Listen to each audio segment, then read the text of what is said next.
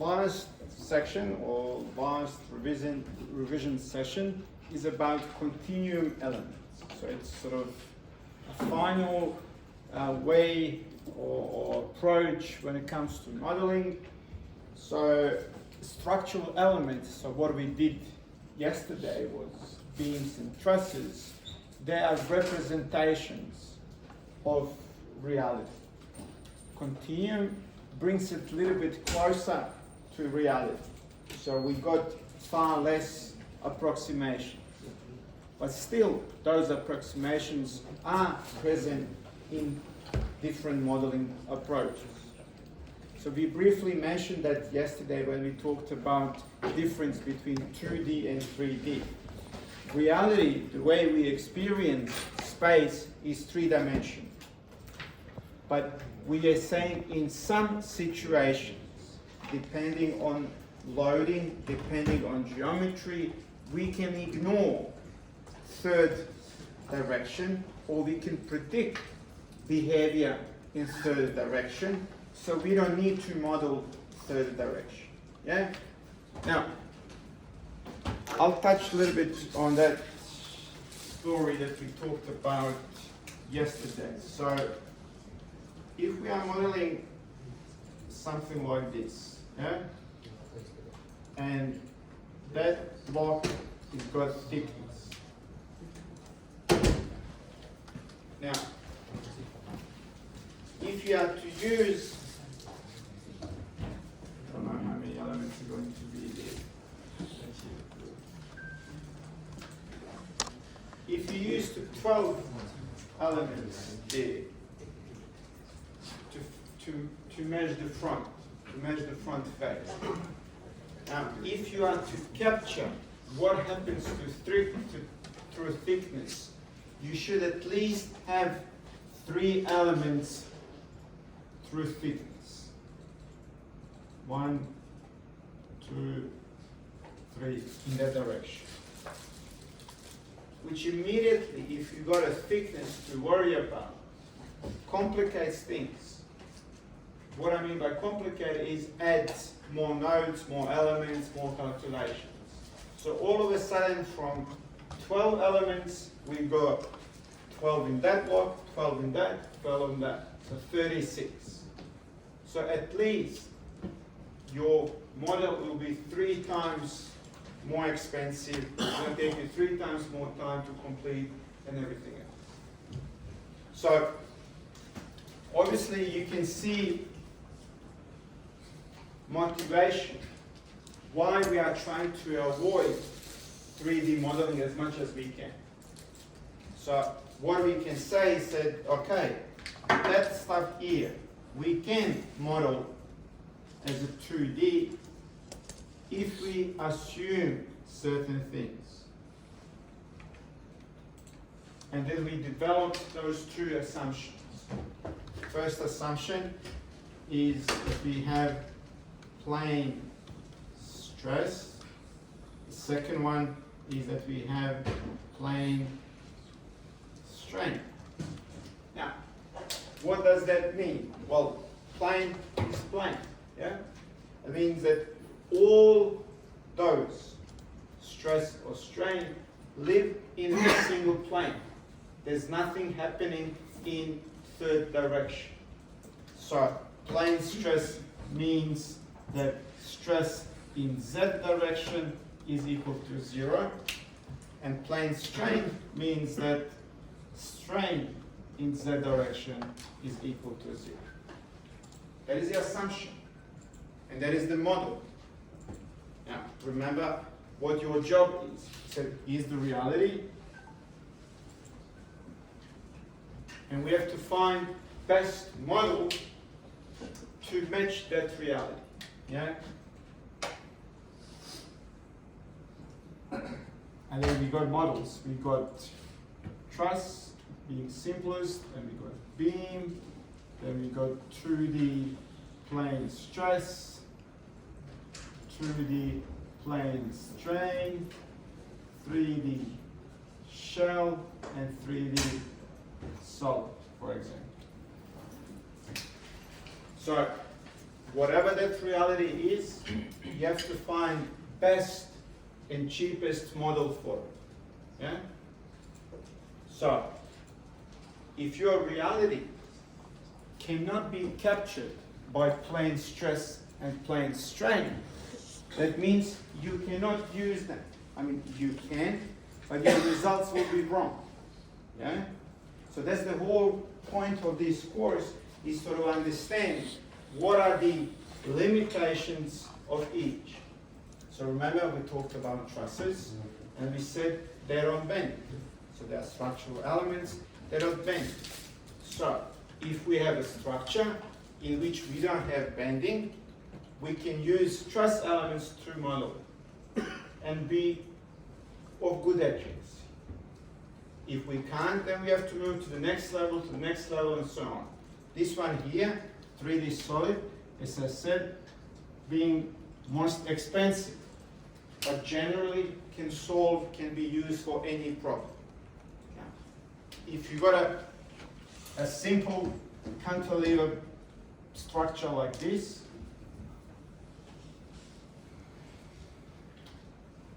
you can use all of those maybe to model. But cheapest one would be which one? B. Yeah? And the quickest and cheapest.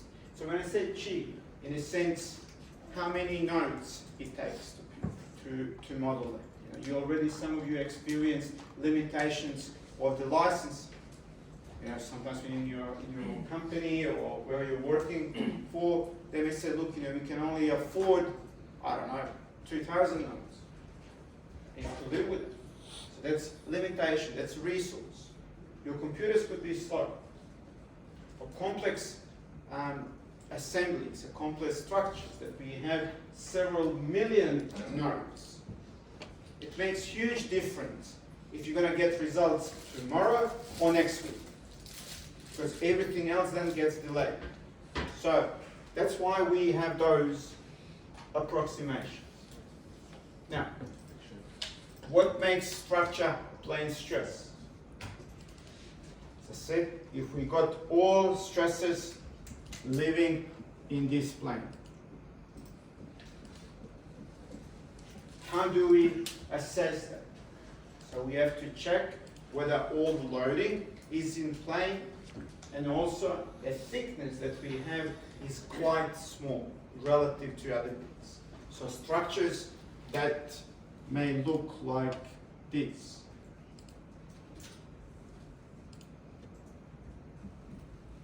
This is typical example of plane stress problem. So you can assume that by taking this load, this face, that in modeling only this front face, it's basically a slice that repeats through thickness. So you'll have another slice, another slice, another slice, another slice, all the way to the end of the back, to the back face. So it's a repetition of that front face. What it means? It means that that load there is essentially applied across the thickness like that. So when you do your plane stress or plane strain model, and you got a force apply like that, it means that what you're modeling there is a front face that repeats till the end of your thickness. So it means that force is essentially repeating like that. So it sits on that edge. Yeah. What is the typical example of plane strain? Plane strain means there's no change in length, in thickness. Or if there is, it's only small. So it's usually something that is really long in Z direction. So, for example, if you are modeling rail track, so it looks like something like this. It's quite long, yeah? So that's front of it, yeah? you will model that. And if you got a load, because of the length of it, there will be only small changes in length. Remember what strain is. Strain is change in length over original length.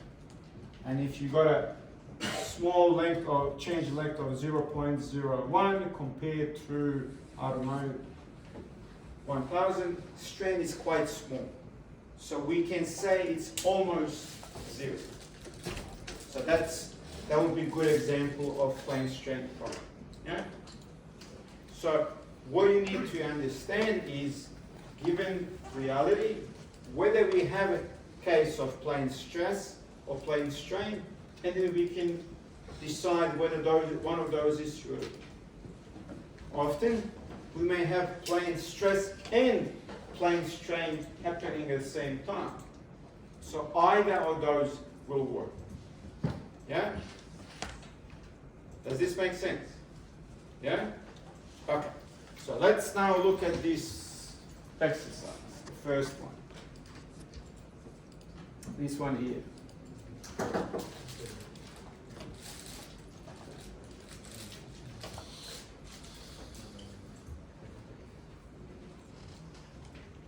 How would you, what do you reckon? What would this be? Plane stress or plane strain? Plane stress. Yeah? If we had this load applied like this, rather than like that, applied like that, would it be could we model this as a 3D? We couldn't. So it will be 3D, it will be 3D shell. Why would it be 3D shell?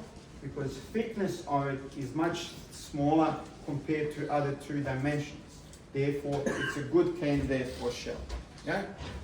So, this example, already we solved it, is plane stress. So we can model this using 2D solid. Yeah? In your exam, you'll be given something like this. You'll be given a problem, and then you have to recognize whether it's plane stress or whether it's plane strain. Yeah? You also need to recognize what sort of boundary conditions would you model. Yeah? Okay, so let's do this. Let's model and then learn a few things about 2D solid modeling.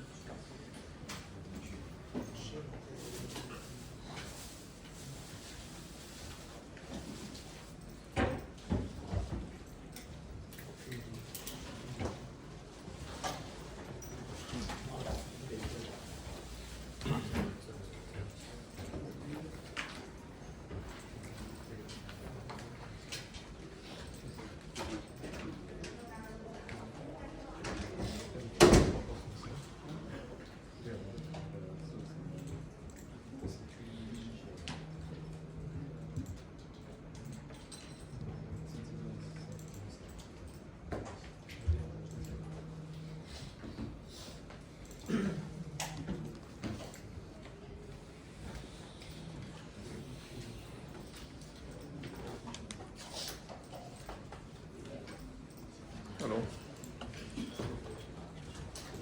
정말.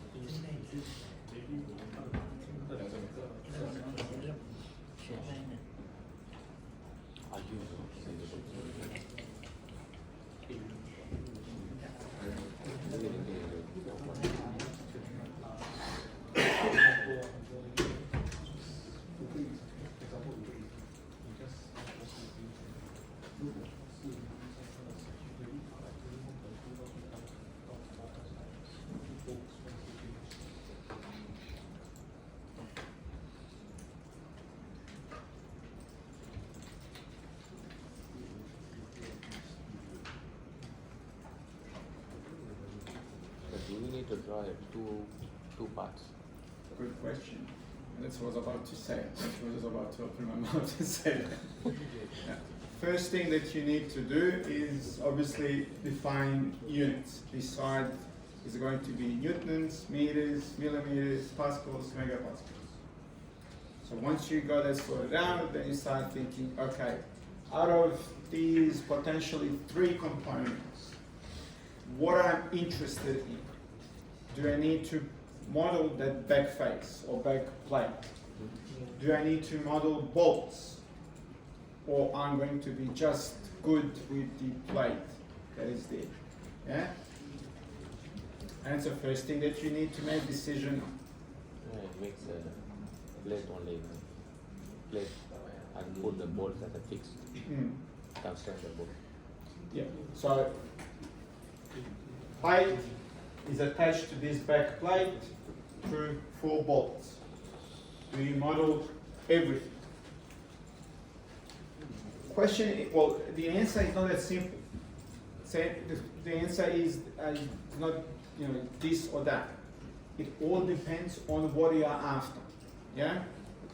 If you are interested in stresses in a plate, and what happens when it's going to be strong enough, this and that, detail about bolts may not be important. So you can ignore it. You can replace bolts with the boundary condition. But if you're interested in sizing bolts and seeing how strong those bolts are, you would need to model those. If you are interested in what's going to happen to the back plate, you would need to model it. So it depends, again, the FEA, you have to understand it is quite situational. In a sense, you have to understand what is the situation and what you are after. What are you after in this particular problem? Both sides.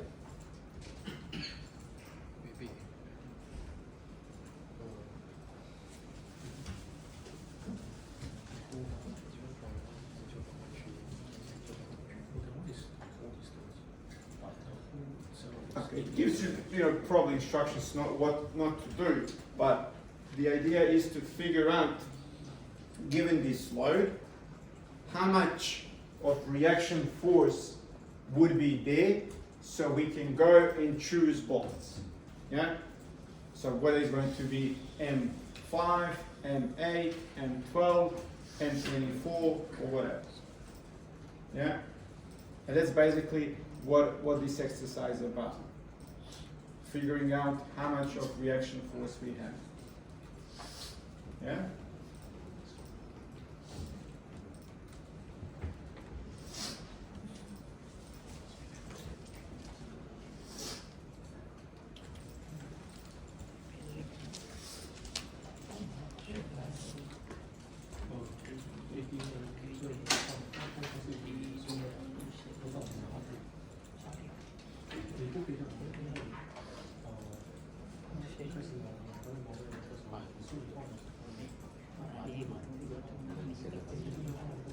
So where's the design aspect here? Obviously, like you can see with all these, we have to do a couple iterations. So what is that design aspect in this problem? The size of the hole. Size of the hole, correct.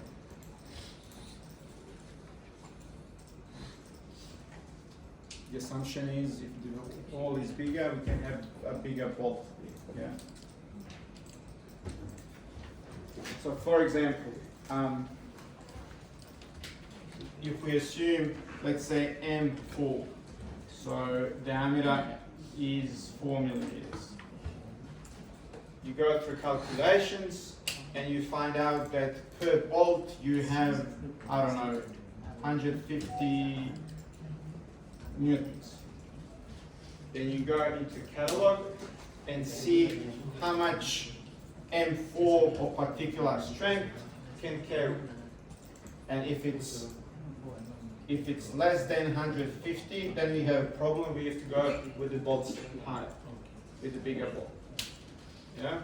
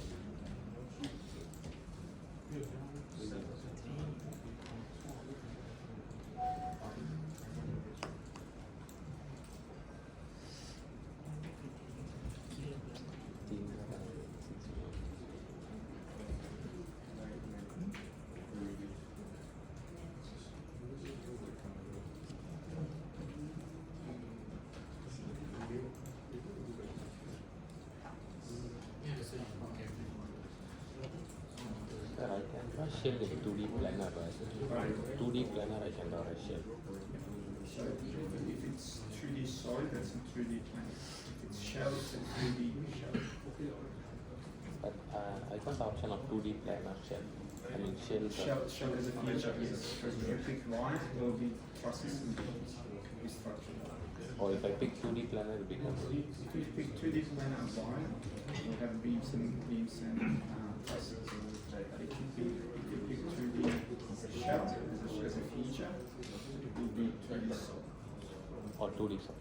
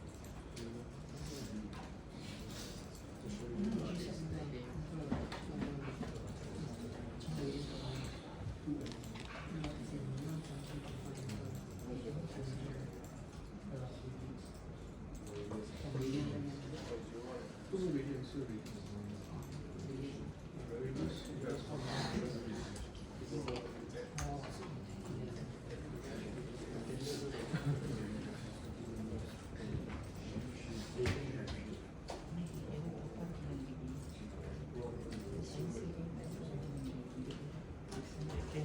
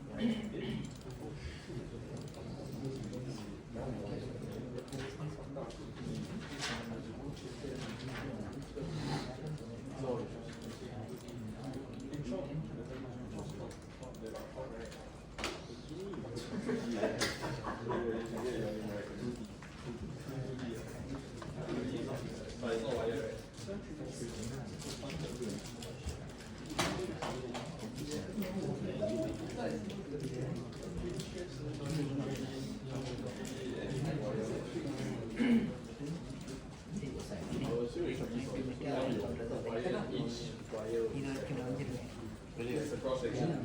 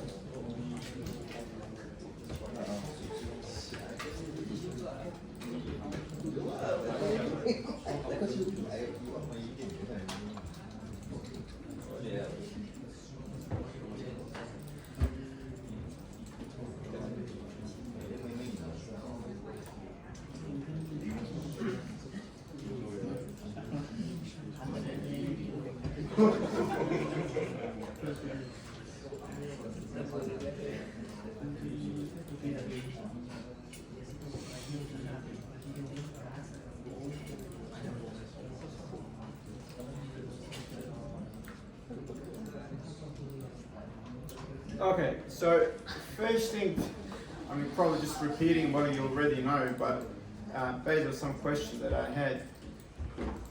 When it comes to creating the parts in Abacus, there are different ways Abacus creates that material that is there.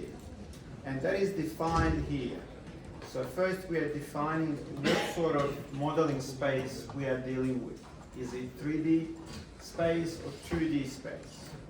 If it's going to be 3D space, that means all above, so truss beams, 2D solid, they can be modeled in that space.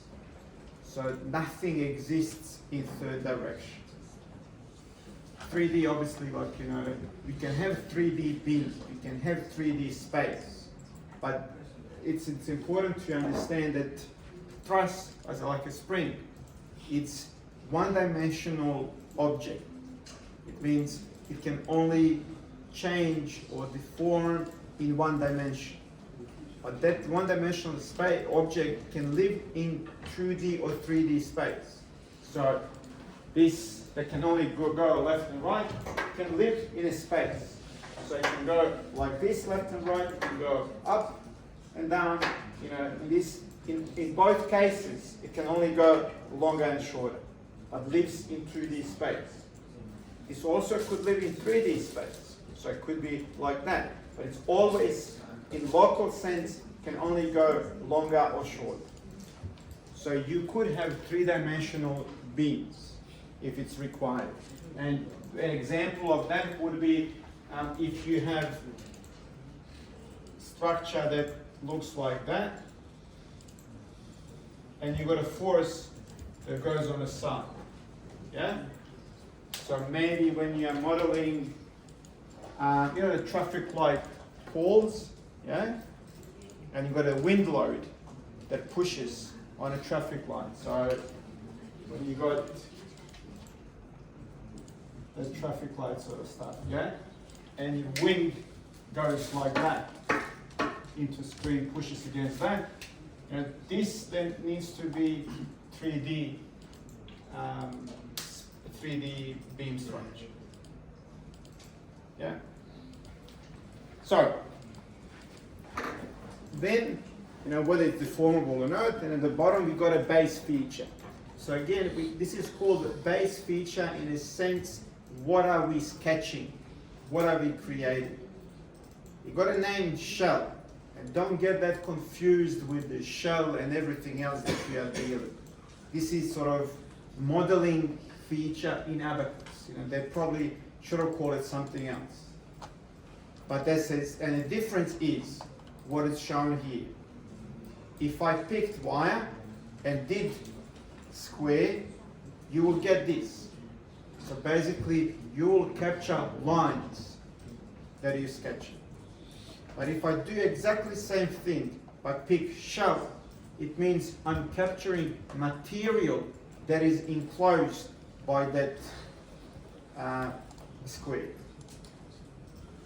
So this one on the right, we can use to do to the truss, to the beam or something like that. But one on the left is one that we are dealing with the continuum element space, continuum material, rather than structural components. Yeah. So that is the difference between the two. Okay, so let's delete this and sketch properly what we have here.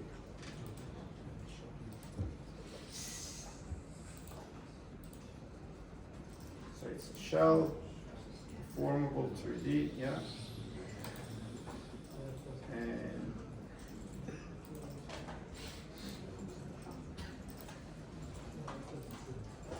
so it's 600 by 600, yeah.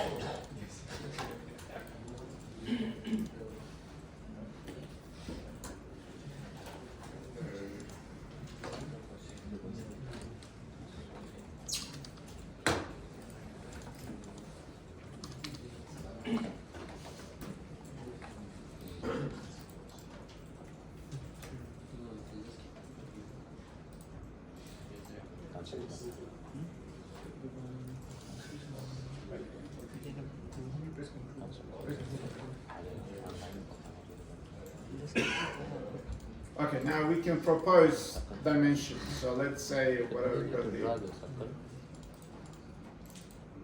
So that'll be too big. So maybe we go for 12. Yeah. Just above that. Ah, that's too small.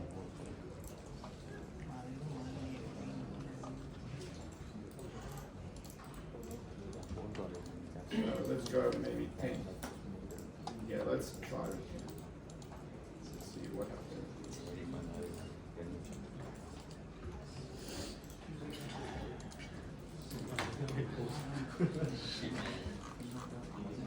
They already give 18 amount.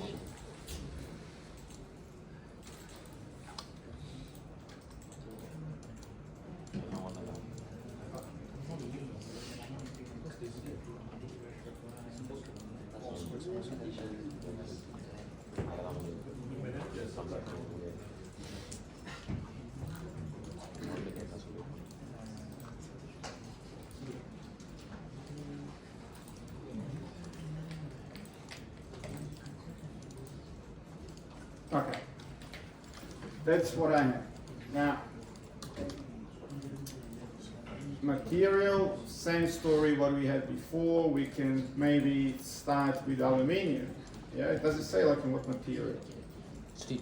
Steel. Ah, sorry, there's already, it tells you it's 18 millimeter, okay. Yeah. So we got that and it's steel. Okay, so we'll come back and we fix that. So let's go for steel.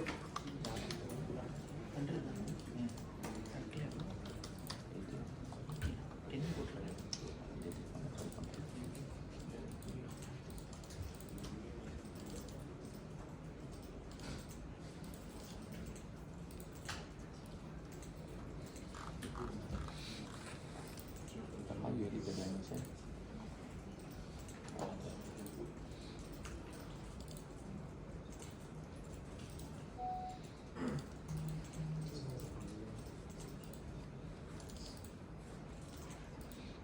Okay, now, when you go with this section, it is a solid, although it's two-dimensional, but it's still solid.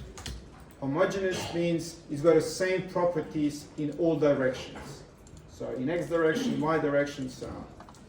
What do you think, what material may not have same properties in all directions? Composites, yeah, depending on the fiber. Timber as well, depending on the grain and so on. So you'll use different modeling approach, yeah? This is solid, and here we've got this. So for all solids, it's the same prompt box. Now, this becomes relevant to you if you're dealing with the plane stress and plane strain. This is where you are specifying thickness. If you do not specify thickness, Abacus assumes default value. Default value is 1 unit, whatever that is, 1 meter or 1 millimeter. So here we put value in and we say it's 6 millimeters. So for me, it's a number 6 because I'm using millimeters and units. Okay, now we go and assign that to our plate and we are done. Now we go to assembly. We bring it in. Okay. Now,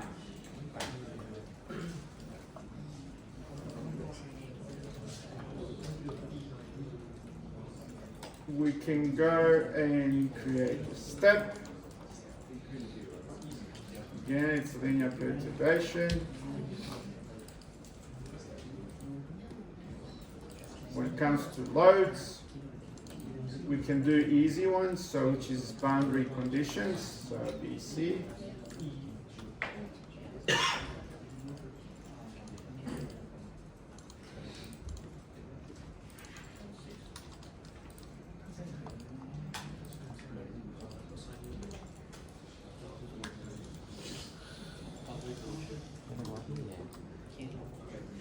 And it's fully fixed. Sir, I cannot assign the section. The option is not coming for me. There's no using the section. When you click on new material section. Yeah, after I something different. If I see 3, That's me, yeah. shell, It's not shell, it's a solid. That's what I'm saying. It's 3D. It's a 3D solid. Yeah. Yeah.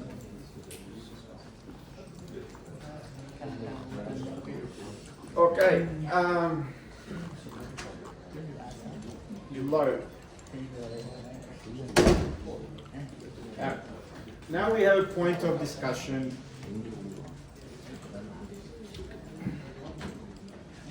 And this is something covered in the last module.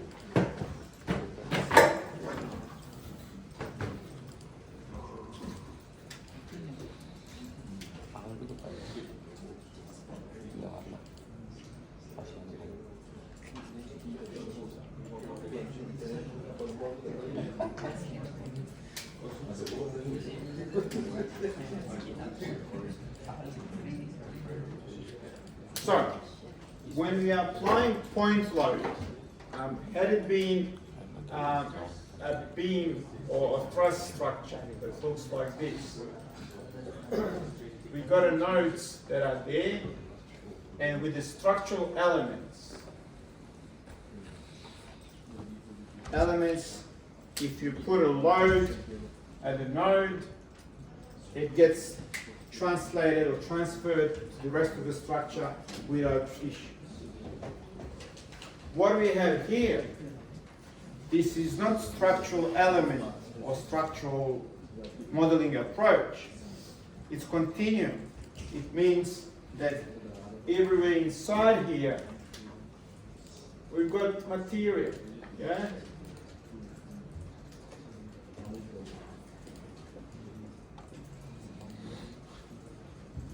So, if we are to attach a force, we have to make sure to recognize what that force represents. Point load, does that exist in reality? No. So we are approximating reality. No. Approximation of that reality has got consequences. So everything that we simplify, there are consequences. Our job as FEA engineers who runs these models is to understand what are the consequences of those approximations. Yeah? And whether that approximation is good and suitable. Yeah? So you could attach that force there to a point sum. What will happen as a result of that approach? We'll have highly localized stresses happening, and this bit here would probably deform and fail before anything else. Load may not be properly translated or translated to the rest of the structure. But we like those point loads or point forces very much because they're very easy to do. Just bang, put it there, done. So it saves us a lot of time. So choice, you have to decide whether you will use that or not. what would be alternatives to this? What would be alternative approach rather than using point load? Something that's more realistic. Pressure, yeah. So if we apply load over a bigger region, yeah. So if we, let's say, use that patch and apply pressure, that will be more realistic. You know, even if I use my finger to load something, you know, still applies over a bigger area. It's not infinite. It's not a needle essentially. Yeah. Even needle has got some cross-sectional area. This is virtual. This doesn't exist in reality. So a better approach would be to spread that over a bigger area. How big? It's something for you sort of to make assessment. Yeah? But one way, and I would recommend that, is to make sure that we have a big area and then you apply pressure over that area, which will match up with that 4 kilonewtons. Yeah? Alternative to that would be to apply something called distributed load.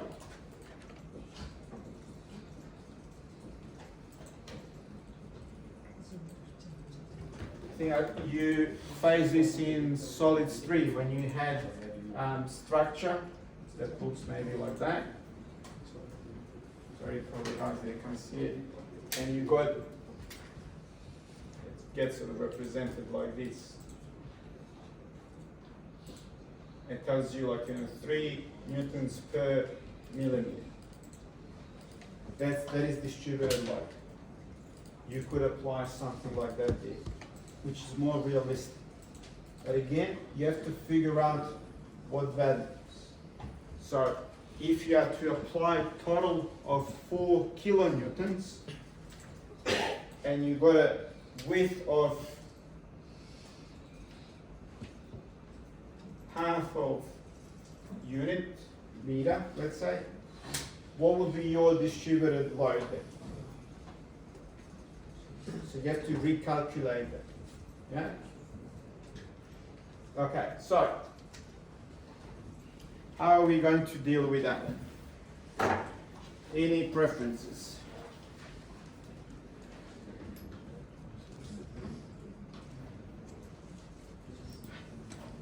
When you go and explore load, so we got a concentrated force, we got pressure, we got a line load.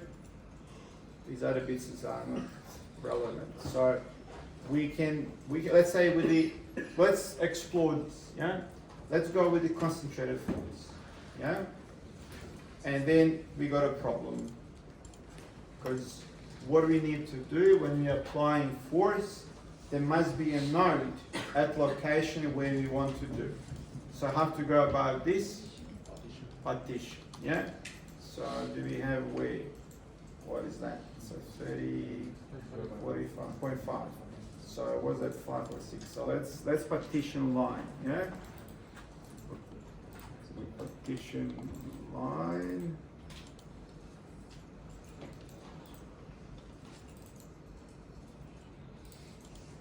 Yeah.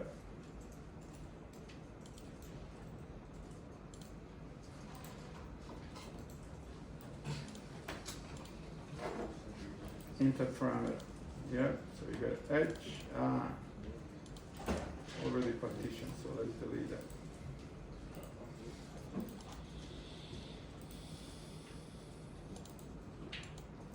So, what is that? It's 5 out of 6, yeah?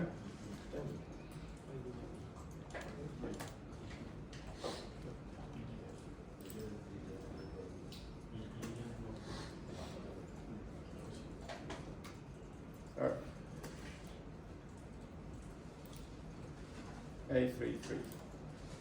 Yes, 550. Pardon? 0.55. 0.55. So it's 5 to 50. Right, so entire length is 0.6. Yeah, all total length. Yeah, total length is, so total length is 6, and we want this to be at 5, yeah? So what we got here is the parameter that says on here is 0, here is 1. Where should I be, yeah? So it's a 5/6.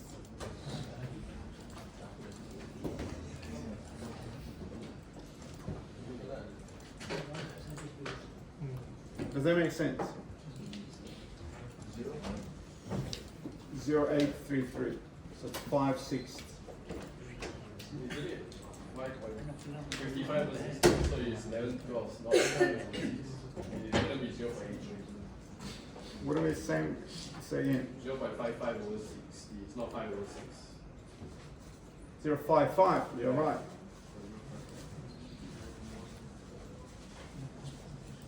Okay, we change this.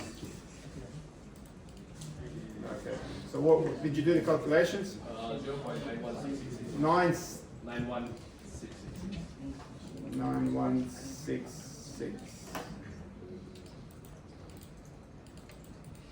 Okay. So load, we got it sorted out. There's a point there. And we put concentrated force, continue.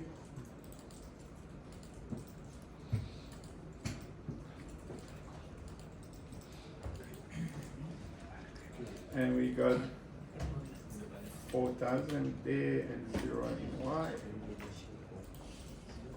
Okay. Now, trouble. So, if you go and click on this button here, which says mesh controls, through that we can control shape or preferred shape of the elements, as well as how they are attached to our geometry. Yeah?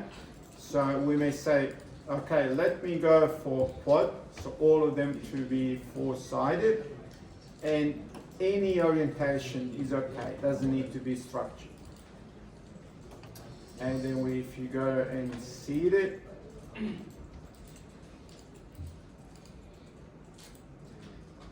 we got that, which is not good. Why is not good? It's not structured, okay, but it's not always possible to have structure. But what's wrong with this mesh? Why we are not happy with this? Area of the mesh equal in area. But does it have to be? Our point of interest is irregular. The mesh. Yeah, so we got two comments. So we got point of interest there. We also saying that that not all elements are the same. That's sort of a bad side, yeah? What else? What else is not that good about this? Or what else we can change?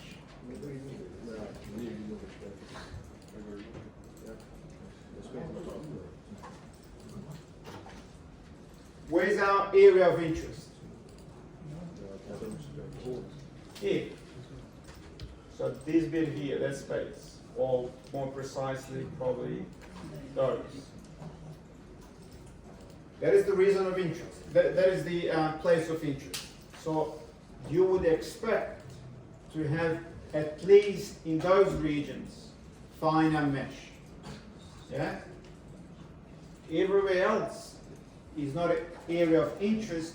You can go with a little bit bigger.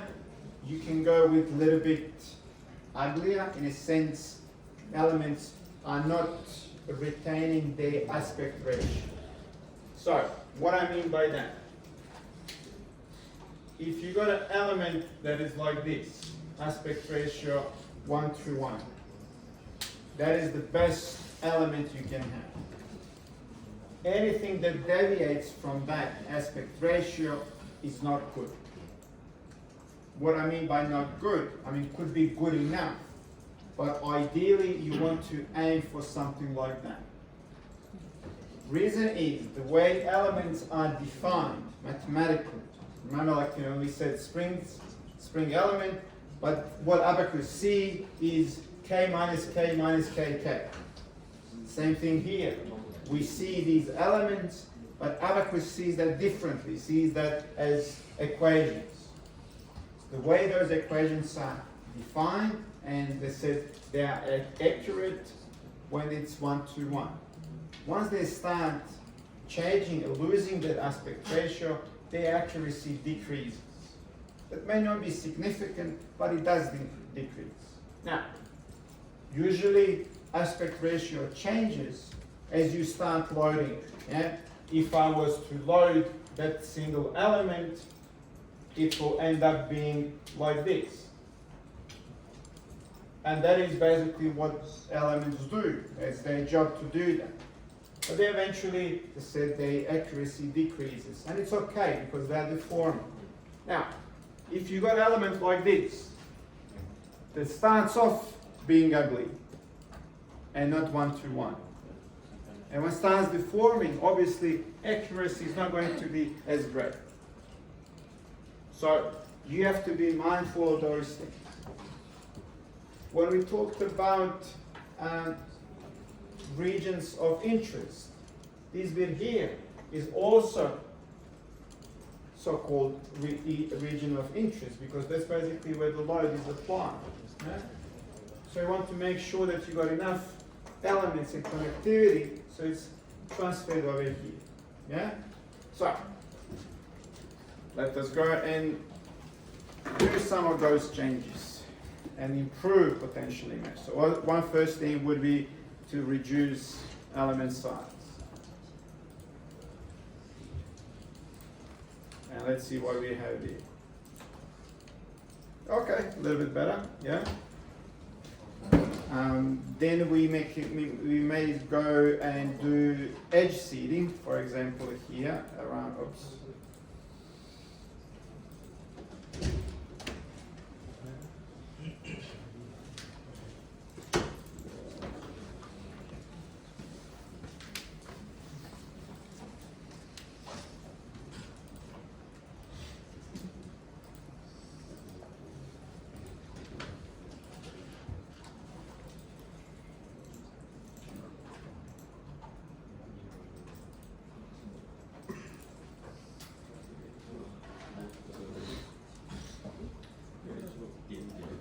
And we say, well, how many you want? Well, we had, I don't know, let's say at least 8 elements.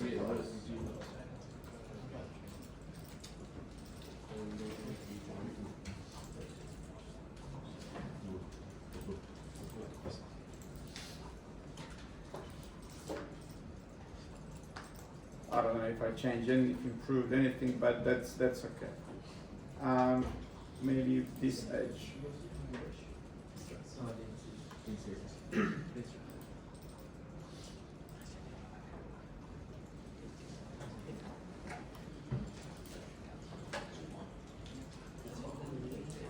By size, maybe we go 10.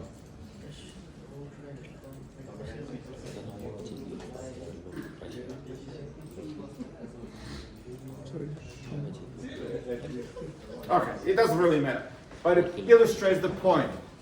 70 to 80% of your time is spent in here, figuring out the mesh. So that's basically what most of the time engineers spend on when it comes to preparing models.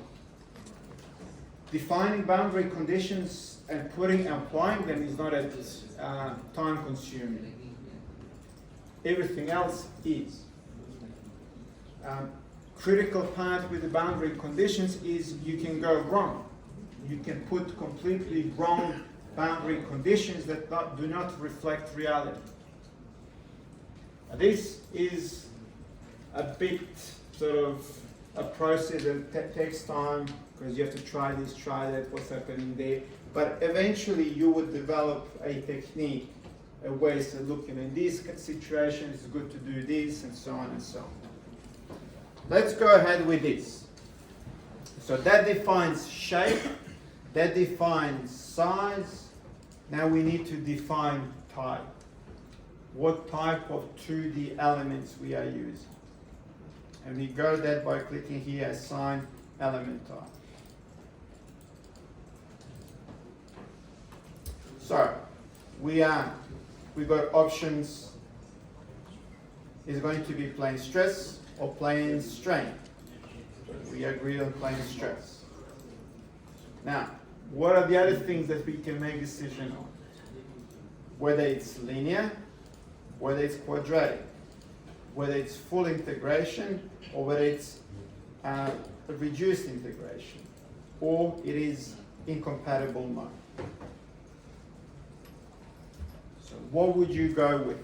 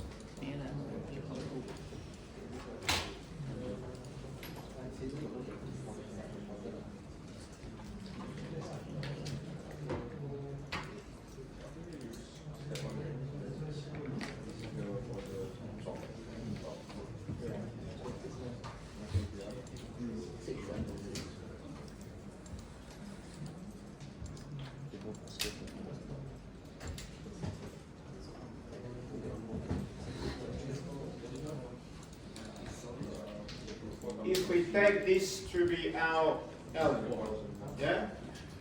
So remember, at the corners, we have nodes. And inside, we have integration points.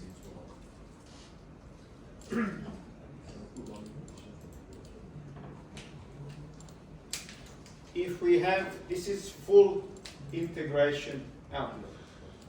If we have reduced integration, that number reduces by 1 in each direction. So goes through in Y as a full integration, one chops off in that direction, one chops in that direction. Basically, you end up having 1 in the middle.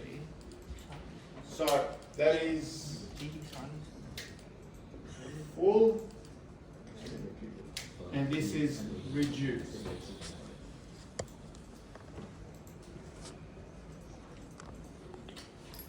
So that's by checking that box in or out. We choose how many integration points we have. What I've shown here is linear element. What it means that edge is linear. It cannot curve. Yeah?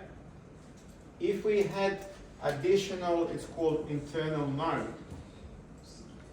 B and B. What will happen because of that? Your edge, if we move that point, for example, over here, you would be able to have a curvature that goes like that. Then, if you got that scenario, it's called quadratic. Remember, like in a linear and quadratic equation, like a quadratic equation is a curvature. Yeah? Linear is a line. So, that's basically what happens, and that's what we are choosing by having those. Each of those options come at a price. So there are pros and cons of each. Yeah? So, again, I'm assuming that you watch those videos and you know this stuff. So what is the issue of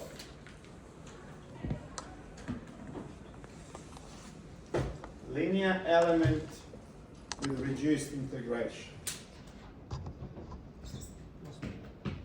What is the issue with it? If you got your structure that's under bending, and you got a bending load, and you are using linear reduced integration. So let's maybe start with what is good about it. So what is pro?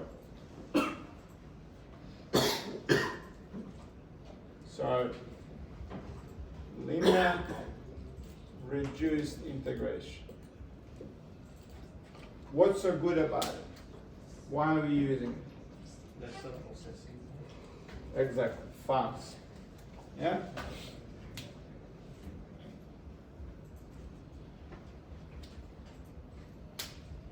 Much quicker, you can bang, bang, bang, get results quick.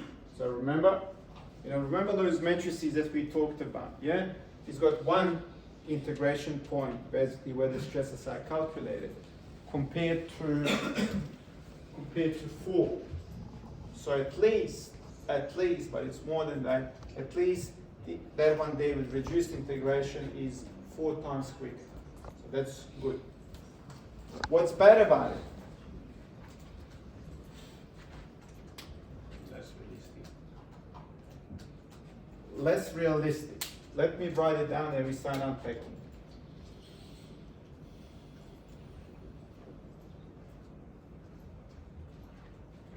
What do you mean by that? Let's start with you because you suggested. Like some maybe there's like crumpling on that element, it doesn't show.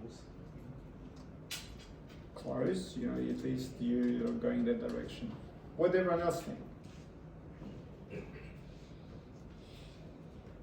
What is the problem with this? With linear reduced integration, especially under bending?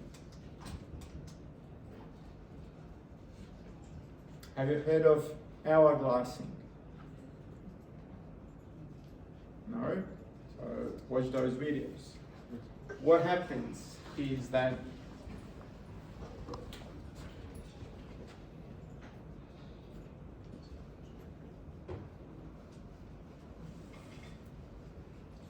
if you go with the reduced integration, so the way usually it's calculated, Abacus looks for changes in shape of those elements. So what could easily happen with these? Because these edges, if you are, let's say if you are bending this element, yeah? So if you put a load there, yeah? What will happen? What will happen, let's say, if you've got a structure like this?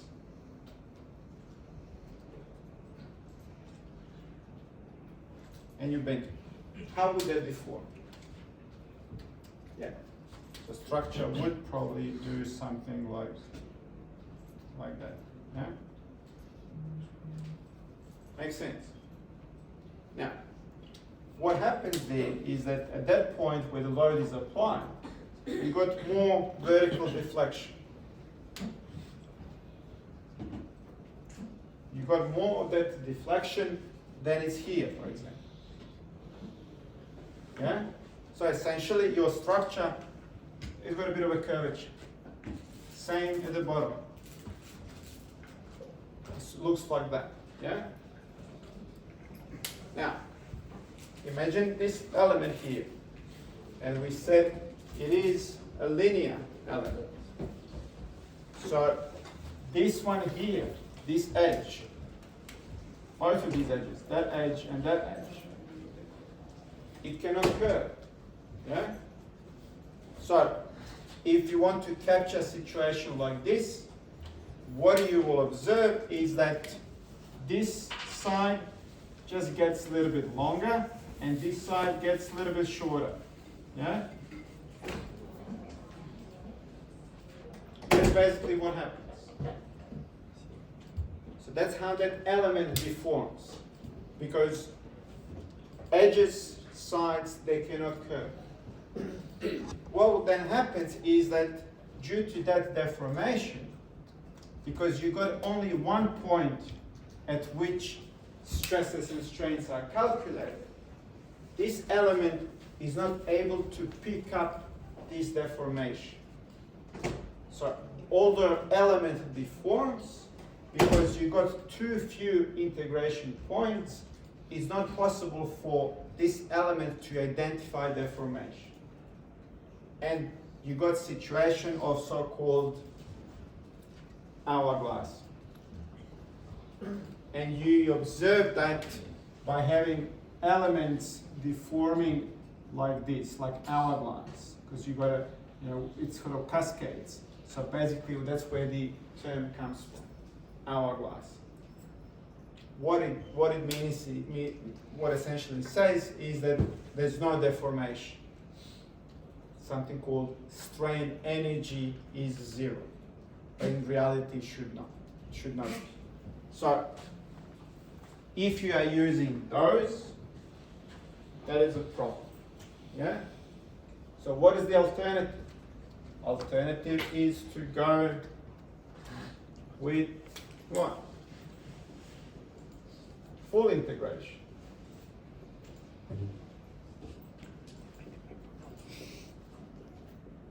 Again, those come with pros and cons.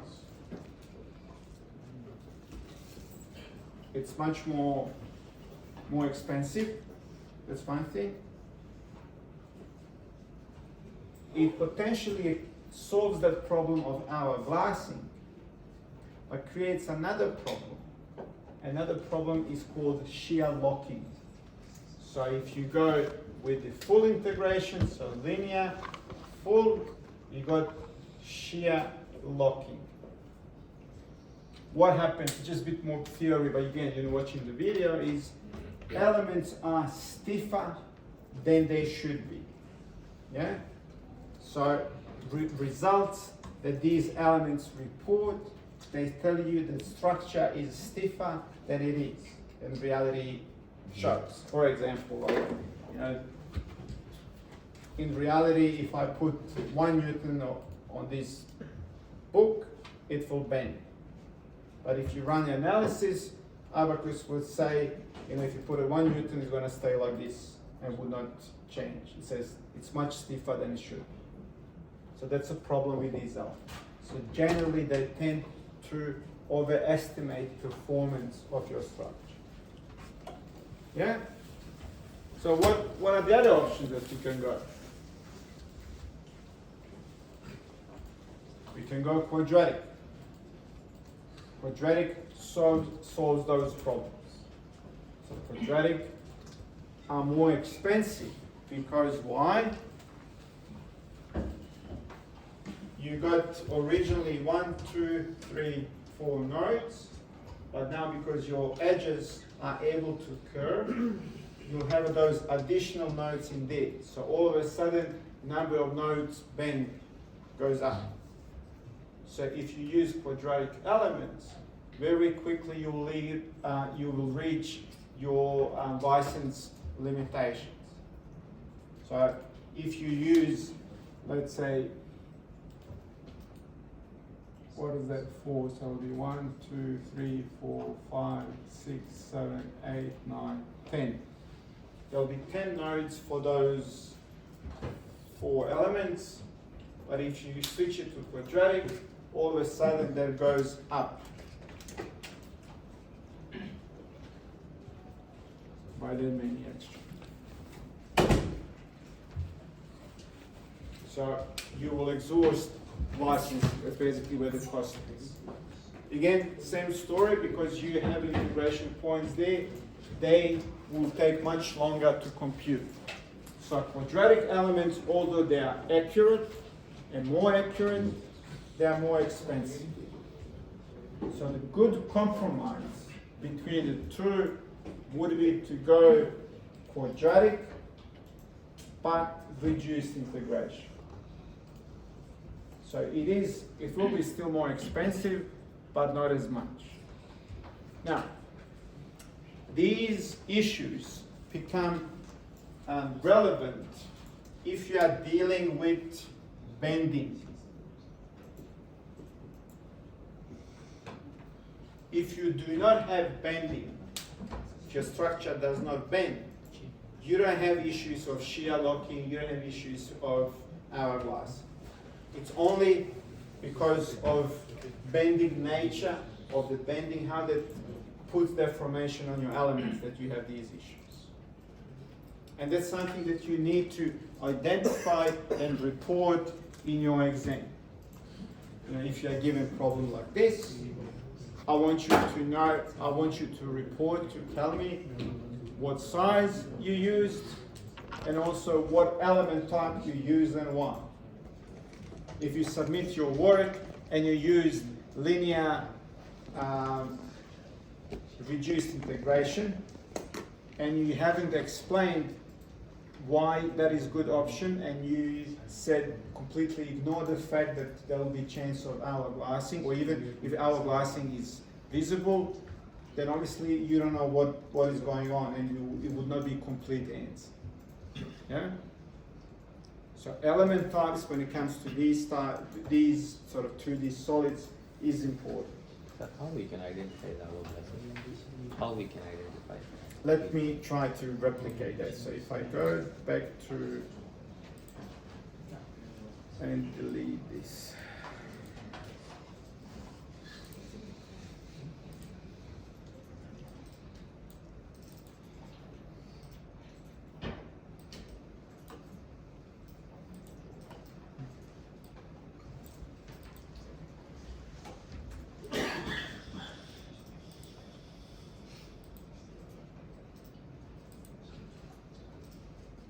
And what we said we're going to have. So what element types cause hourglassing? Linear reduced integration, yeah? Hopefully I'll be able to, enough like I'll bring a new one. So,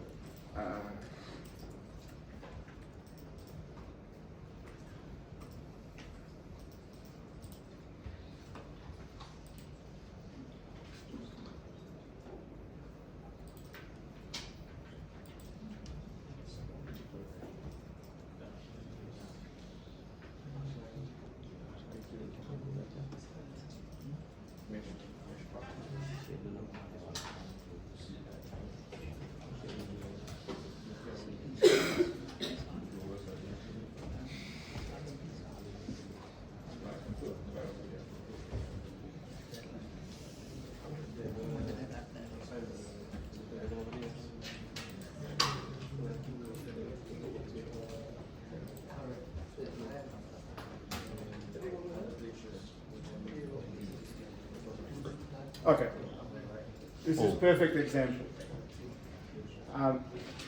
You can see here the shape of hourglass formula. Yeah, that shape here. See, it's here, gets propagated everywhere else. So this is evidence of hourglassing happening. Yeah. So if, yes, this is extreme case, but very often could be visible. Another way to sort of observe this is to track how much of strain energy we have, or so-called virtual strain energy. So when you go and assign element type,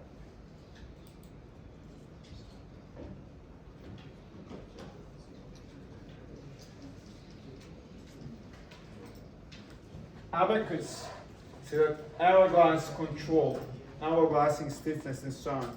Abacus deals with this. It's a fully recognized limitation of those elements, and there are ways to deal with it. So what happens in elements that are like this, that they form like that? Elements have zero strain energy. So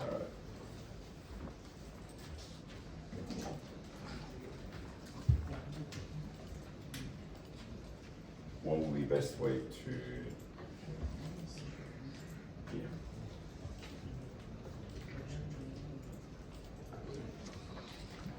If you start off like this, and you turn out to be like that,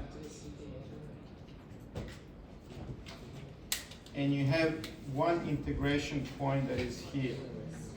So what happens? It checks for deformation of those sort of lines that are there, distances. So see, before and after, that line is the same. Before and after, that line is the same. Therefore, Abacus goes, it says strain energy equals to 0. Although element has deformed, it deformed because it can't do curvature. If you had option to deform to curve, it probably look something like that. But because it's linear, I cannot do that. So Abacus will detect 0 strain energy. So what it does is says artificially, Abacus adds strain energy to sort of rectify that problem. And at the end, depending on how much of that artificial additional strain energy is added, you can detect how much of our biasing is happening. Okay. So, do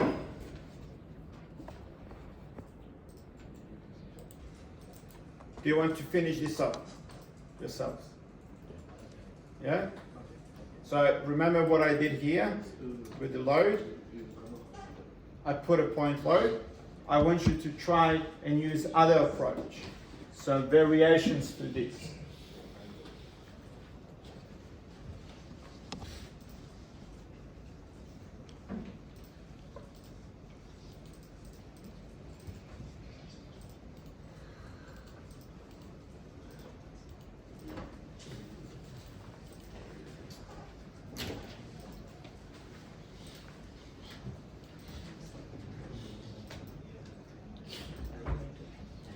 Solve the size of the bolts. Use alternative load application. Let's do that. Probably we can finish this in next 15 minutes. And then we got one more example and we are done for today.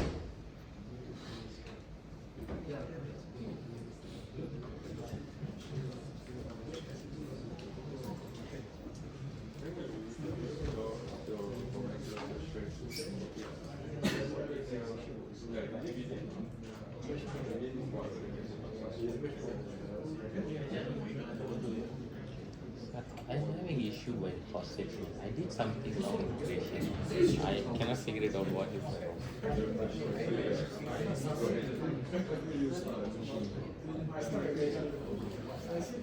I tried 2 different parts of it, but still I'm getting the 3D and the convert. You do 2D planar? Yeah, I did that. Yeah. I tried to do 2D planar. 3D shell, yeah. I did that. Yeah.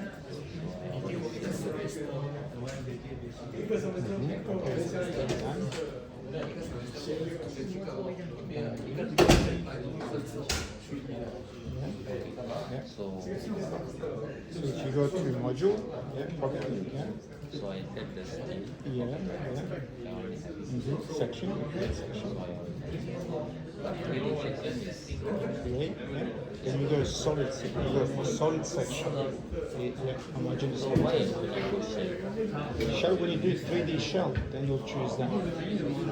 for this. For this one, I couldn't select shell. No, this is 3D solid. Okay. Yeah. But even though I clicked, You didn't see it. yeah. It's mathematically assigned, but you can do it rendering. You can render it.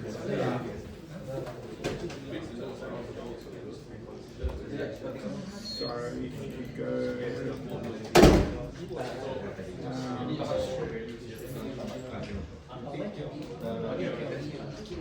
view display options.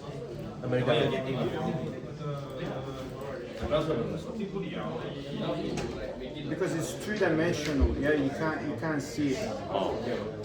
Yeah, this is only.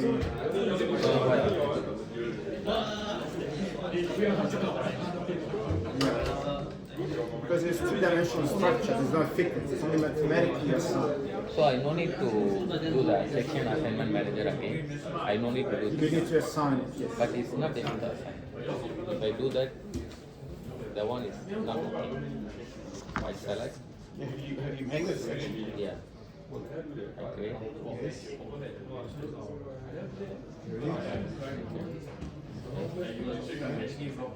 No, maybe it's in the, okay. Yeah. I think this is shell. There's a problem. Yeah.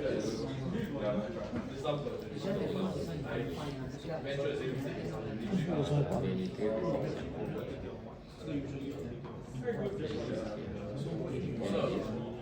you have to use you can draw a section, but when you create a section, it's solid. Well, yeah, put it this way, like if you have 20 elements on there, yeah, where would you put it? You know, you said because this is my region of interest, I would No, put you can't do it. 15 here and 5 everywhere else. That sort of thing. So the reaction force will be the boat load. Yeah, roughly.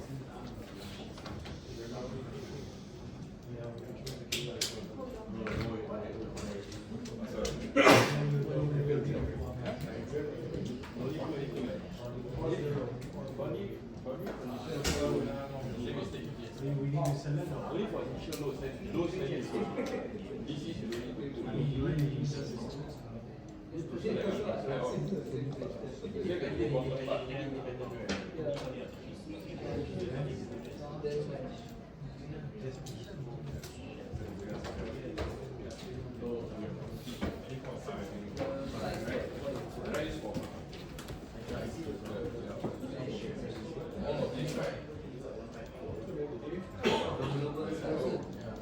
You go to the things. No.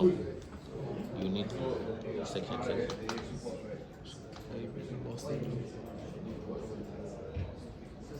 You draw like that. You got this one. So you created the material, right? Already created. Okay. Once you create a section. This one not shell. That's one. This is what I already created. This is solid.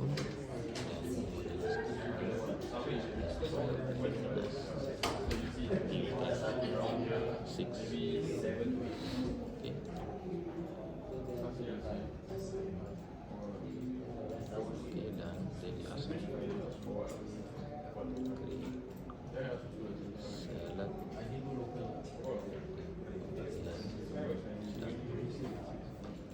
Okay. That's it. Our problem is shell.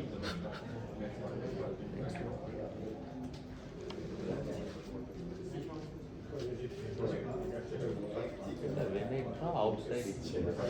Then when I create the section, why it's not accepting it? When I draw the outside, the part I create as a shell. So when I create a section, why I need to give it a solid? So shell in a part creation is sort of it's a CAD feature, but in property it deals with whether it's solid or shell as abacus features. So they are not the same. Although they are all the same, that's what confuses lots of students. So, you know, this is solid, but this is shell, as in behavior. But when you are sketching, the question is whether you are capturing lines or you are capturing what's enclosed by those lines. So two different concepts, although they're called the same. And that's confusing, you know, for everyone pretty much when they start dealing with the other ones. So you create the measures in class where you want to dedicate. So you dedicate where you dedicate. 应该说我们上来搞这个老师，偏长。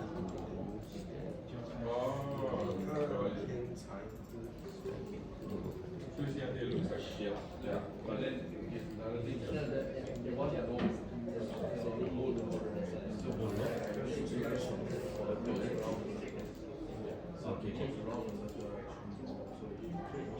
we didn't do that.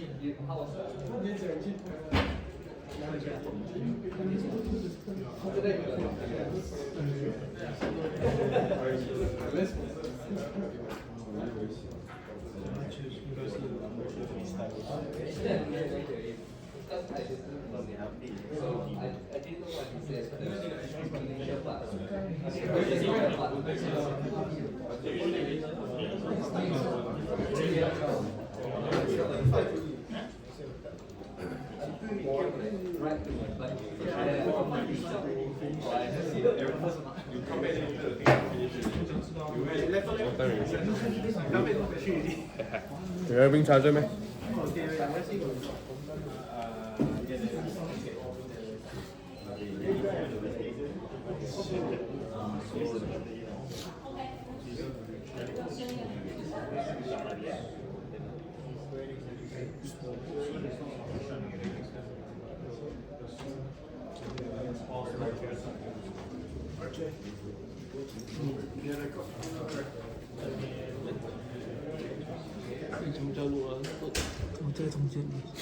係啊，我都會見到佢有撈得。走。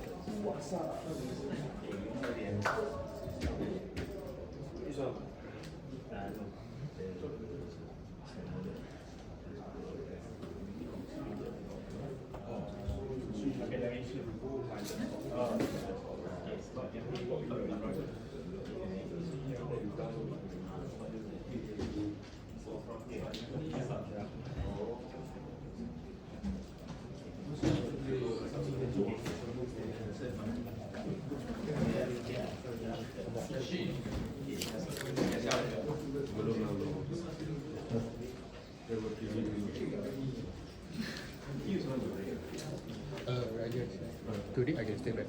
I tell my sirs I'm not coming back. Oh, okay.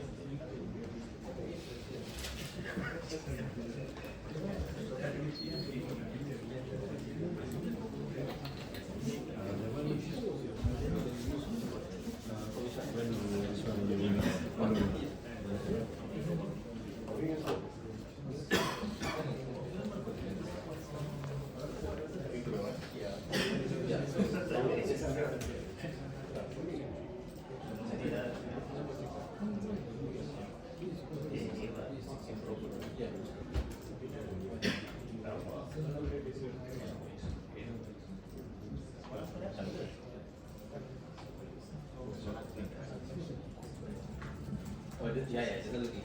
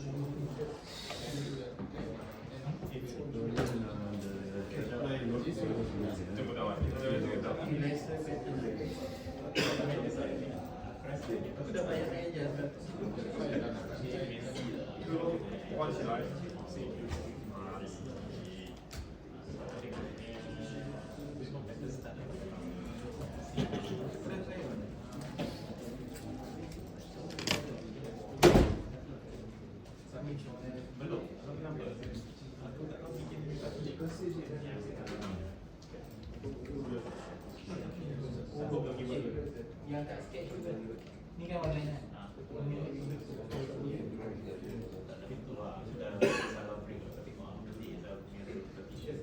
Tapi kau pergi balik sketch, kau pergi dia kan? Kau draw balik, then I think you might already do yes.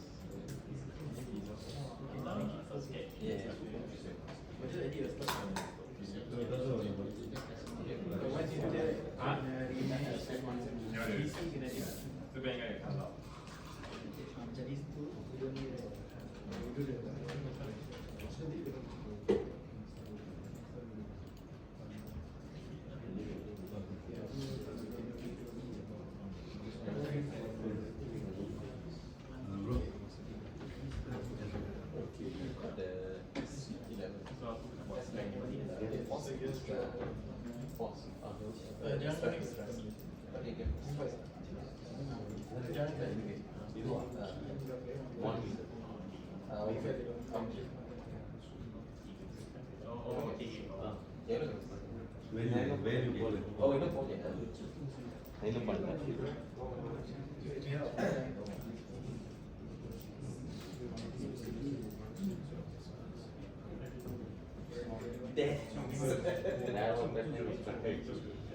Select பண்ணாலும் section create பண்ணணும் நான் வெளியில் shell create பண்ணேன் செக்ஷனும் ஷெல்லே போனேன்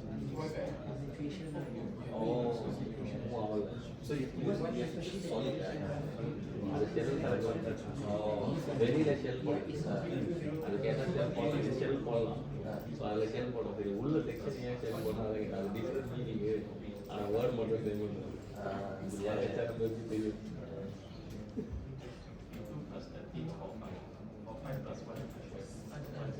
partition எப்படி பண்ணார் அவர் எஜ்ஜி select பண்ண முடியல நம்பர் கொடுக்க முடியல எப்படி பண்ணார் partition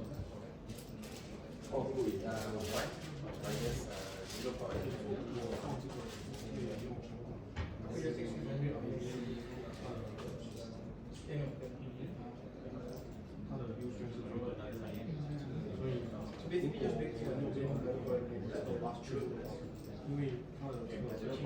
Yeah, I think I'll still be so it's also then I featured the 0.5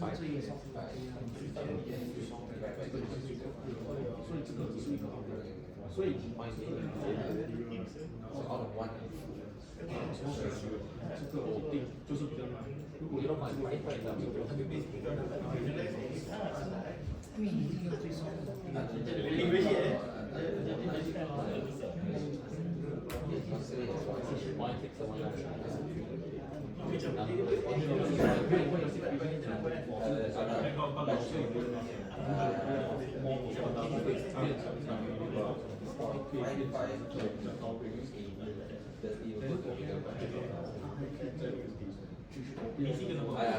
I just follow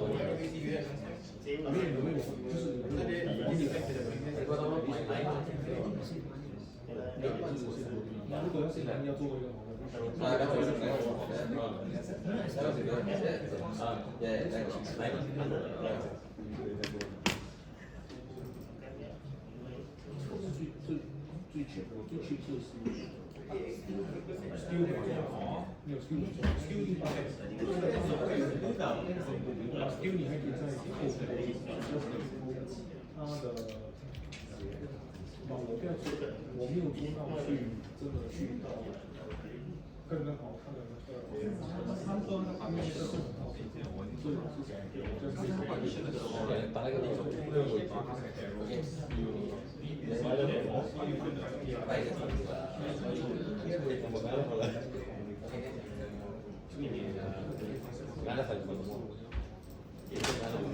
应该做两条不一样的，Yeah，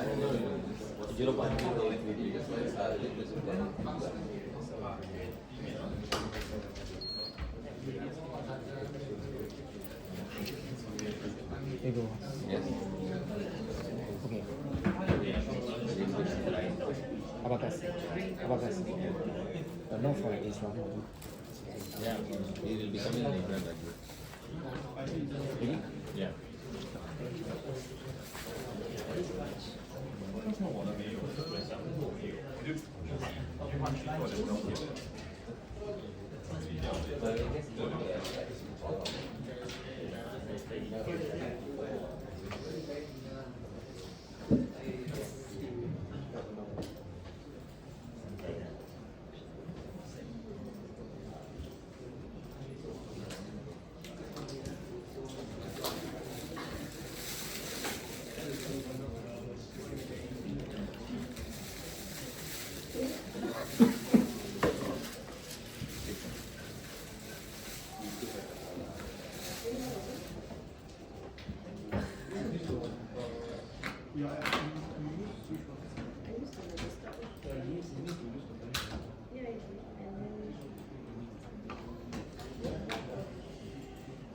The previous one, but now I will ask you also you use 2022 to cover your learning edition.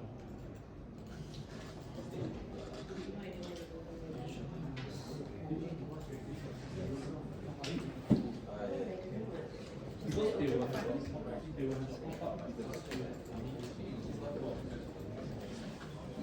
Or you got the situation.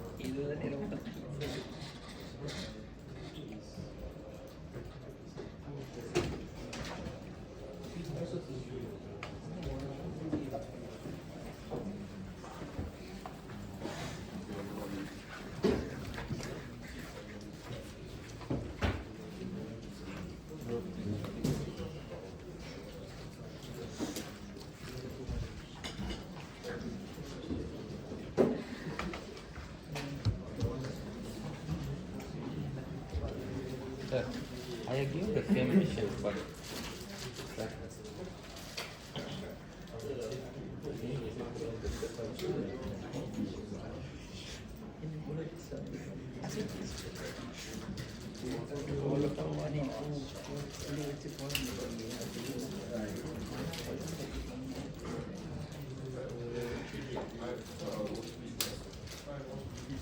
Okay, so if we move to last question or last exercise for today, we've got this problem.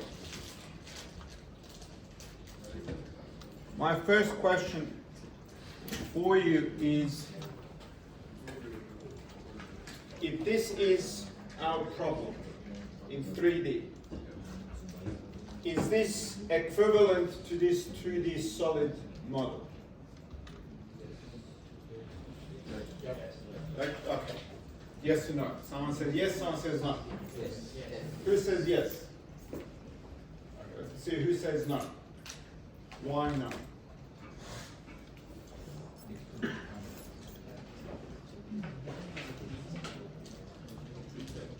Correct answer is no. So whoever said no guessed right. Why? Question is why. Why they are not equivalent? Exactly. What this assumes that you have a boundary condition along the edge at every location. And all those ones. Because remember what we said, when we do 2D solid, we model front face, and whatever we model there, we assume continues in depth. But what we have here is that we have boundary conditions applied at the corners only. So because of that, because we know the structure could sag, structure could deform between these sort of points like that, we can't use 2D solid. So it has to be 3D. Next question is it going to be 3D solid or 3D shell? 3D shell. Why? Because it's got one dimension much smaller than the other two. Yeah? And loads are perpendicular to it. Remember that story that I showed you with the sheep last time? That shells, they like to be loaded like this, you know, to do this. That's their job. They love doing that. Yeah? So, how would you then go and model this? So normally, you know, there are other ways, but normally what we model is mid-surface. So we will go and model surface that goes like this.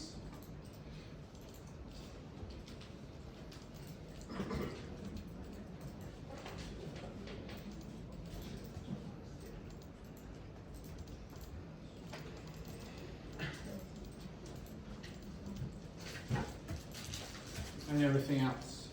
And then if we, let's say if we take this bit out, let's zoom into there, you'll have thickness like that,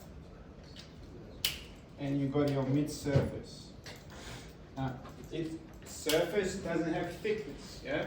So mathematically, we would assign half of the thickness to this, that side, and half of the thickness to that side. Yeah? And that's called mid-surface. It's in middle surface, yeah? And that continues throughout. Yeah? Conceptually, does this make sense? Yeah? So, we are basically saved. So we don't need to model this in 3D. Yeah? It's a shell. What do you think? How can we change this structure? Then we said it is no longer possible to model it as a shell. What change we should do to this structure? So we said we are forced to model it as 3D, we can't use a shell. If that thing is not hollow in the middle, if it's a block. Well, surface could be like a top one, let's say. So it fixes the problem. But it's on the right path, yeah? What else?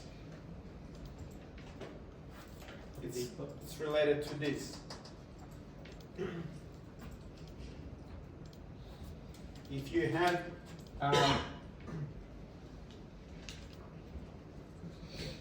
structure that is like that, yeah? And then you put mid-surface through it. See what happens? Thickness changes. So shells cannot do variable thickness. So if you've got a structure that's profile of it that changes, for example, like here was 5 millimeters and here was 15, and it was like going on a slope. So if it was going like this, we would not be able to model it as a shell. This would not work. Yeah? Also, if you had any hollow bits in this direction, because along your lines, like if it's hollow from the top, it's fine. But if it's hollow in that direction, would be problematic. Like if you had somewhere inside here, like a pocket that goes like that, it would be trickier. Yeah. I mean, in this case, it would work. But let's say if it was like this, you've got a window there, and it goes like that. So rather than being seat all the way through from the top. So those things will prevent you from using shell, and then you have to go through this solid, and it's a pain. Yeah. Okay. What is the other thing that we can do here to simplify? Have you learned about symmetry? Yeah? I think you did. In very first example, when you dealt with the 2D solid, you had example of symmetrical structure. Remember that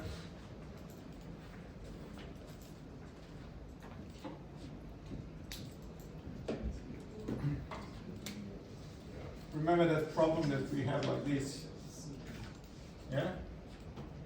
But rather modeling the whole thing, we said how about we put a boundary condition there and we don't model that big there. So this was symmetry boundary condition. Remember that? Could we use symmetry there? Yeah, we could. So we could split it here.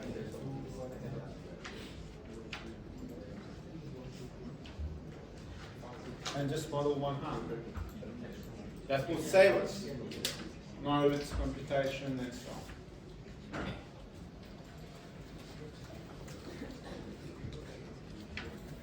So let us do that in Abacus.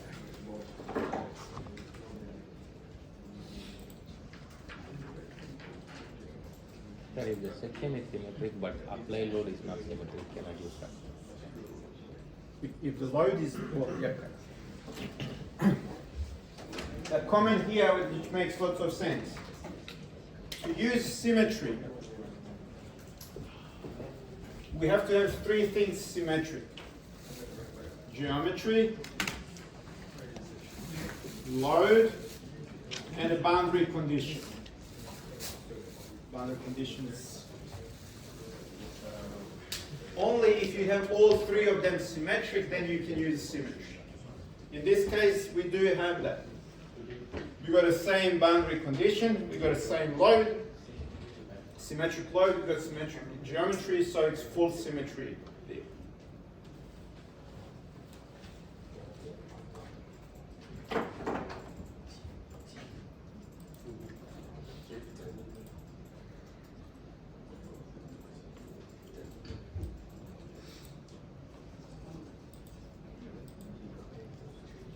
Okay, so major difference. So we go 3D modeling space, deformable. Now, had I gone with solid, I would do 3D solid structure.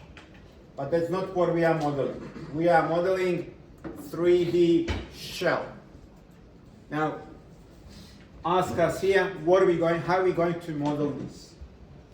Plane means whatever I sketch, thickness gets sort of attached to it. So basically I'm doing planar view.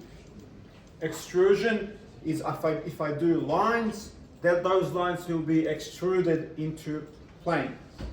So, and revolution and so on. So extrusion makes sense to me, yeah? Because I'm modeling this blue.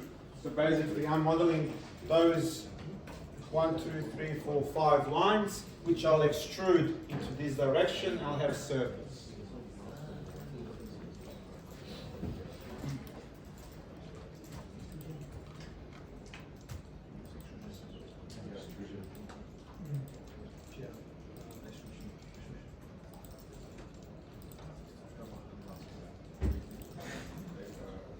Okay, now it's going to be tricky.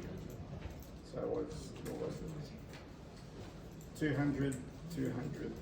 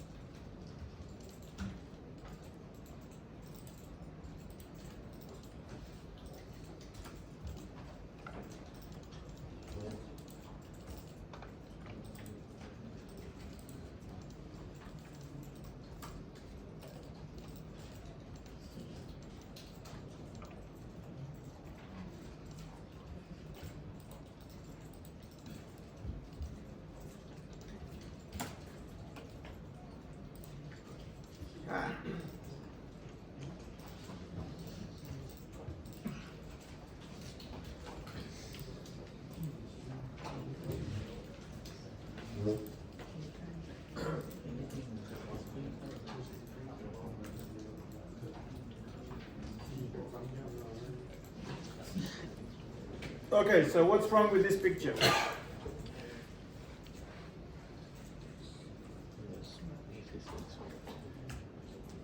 It doesn't capture the mid surface, does it?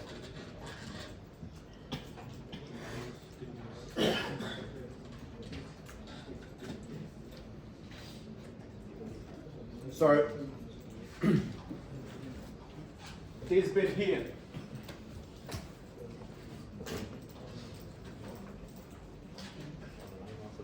the black edge here is 200.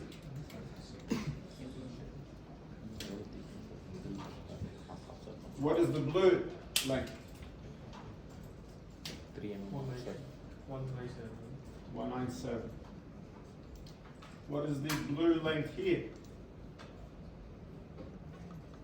Minus 6. It's 150 minus 12. Yeah? Half of thickness factor. So minus 6. 6. Yeah? Half of thickness there, half of thickness there, minus 6. It's 144. 150, this one here, 197. So we got, this one here is different. Again, was 250 minus 6. Yeah? 244.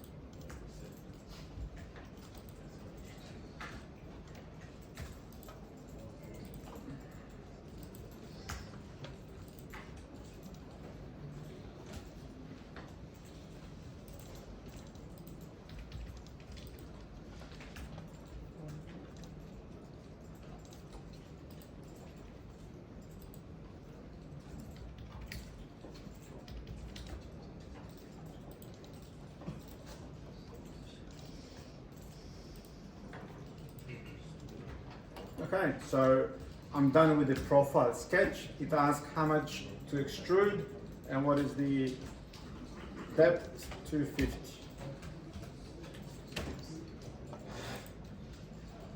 Ta-da, done. Yeah? So that's geometry part done.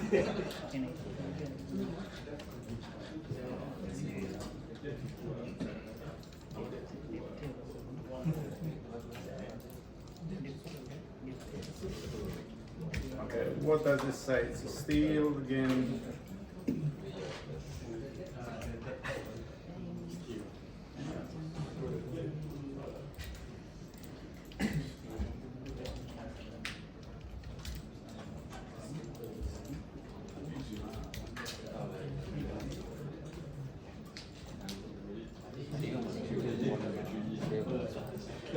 Okay, now again, a different thing from what we've done before.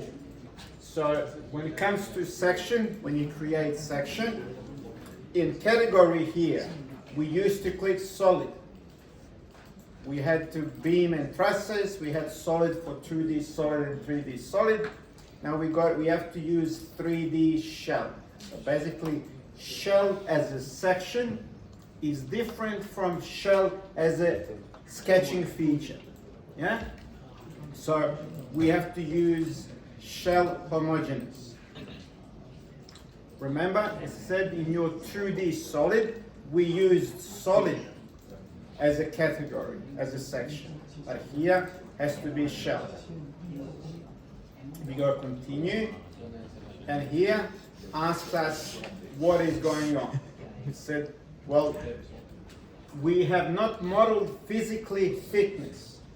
We said this is a surface, which is a feature that doesn't have a thickness. So in here, in section, we would assign thickness. We would say 6 millimeters. Similar what we did with plane stress problem. We didn't physically model thickness, but we assigned thickness through section. Yeah? Okay. Now we have geometry, we got section, we need to assign it. And we are assigning it to all. And this is basically where we are saying shell offset. And it says mid-surface. So we've modeled mid-surface and we are doing that. we are saying half of the thickness will come on one side, half of the thickness will come to the other side.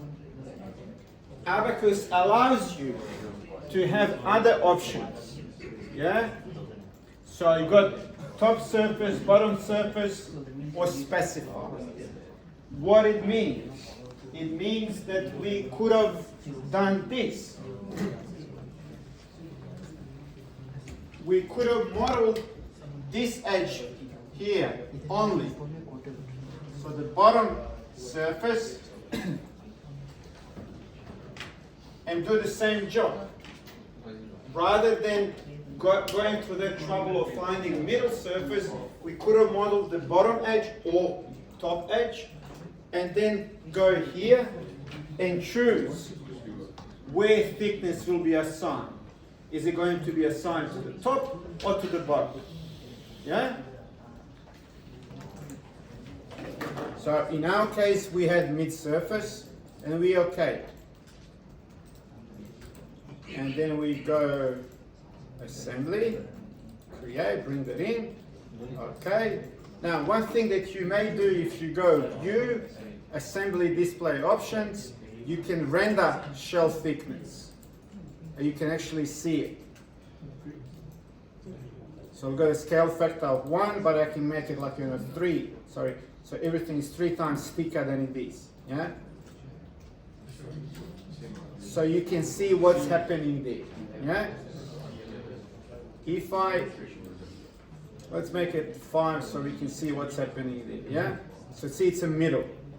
Now, if I was to go to that property, could I see it here? I can see it here as well.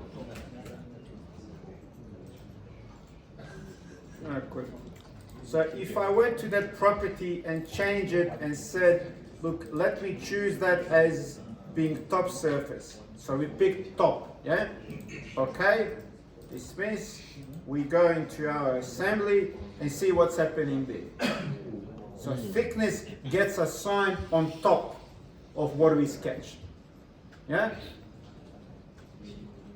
Does that make sense? Yeah? Good.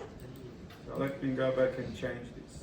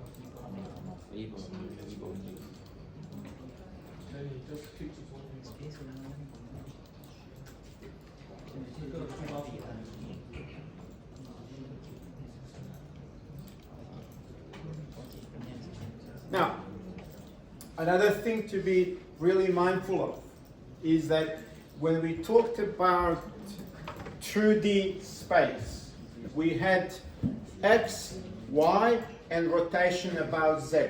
So basically, in 2 dimensions, all you could do is go up or down, go left or right, and rotate on this plane, yeah? So, without leaving this plane, without leaving this screen, I can do this, I can do that, and I can do that, yeah? So those are degrees of freedom. When we are dealing with the 3D space, we can go translation in X, Y, and Z, and rotation about each of those axes. So all of a sudden, every point is got 6 degrees of freedom, yeah? So your boundary conditions, again, this is my preference. I would lock all of them in initial step. Then I will go to active step, this analysis step, and make it what it needs to be. So what we have here is a pin. What is 3D pin? What is pin to start with? When we said pin is as a boundary condition, what is it? Rotation is free. Translation is lock, but rotation is free. Yeah? So it means my 3D pin will free up rotations. Yeah? Okay. Now let's do a twist.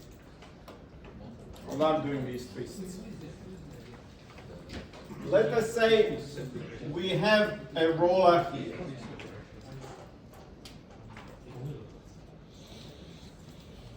What does roller mean? Translation in the x-axis. In X? Y and Z. X is Z. So in this 2D space, yes. So what is happening in 3D space? Y and Z. Y and Z is locked. So let's define it so we talk about same Y and Z. Yeah? So we got X, we got Y, and we got Z. So is that the same as what we got there? So which of those are locked? And which are free? Negative Y. What's roller stopping us to do? Up and down. Up and down. To So lift off. Y is locked up. So it's only one that is locked. So x and z is free. Yeah. So it's basically a free to run, basically to do this. But I can't do this. I can sort of roll. Like you've got to roll as well. You've got to roll the blades. You know, you can fly as well. But like most of the time you're just rolling. Yeah. So had it been roller, you will only lock one, which is vertical. It doesn't have to be. It's not a vertical always. It's always perpendicular. Remember that crane stuff that we did yesterday, when we had that structure that was, carrying the box and so on, and we had roller there and a pin there as well. Yeah. So we're stopping liftoff in that direction. So it's not always vertical direction. It's basically where we do not want that liftoff to happen. Yeah. So but this boundary condition means it's at the midpoint, right? Do you need to repeat that? Because now your points are at the midsection. Well, yes. So what we are saying, we are representing structure with that mid surface, and we are happy with that representation. Yeah.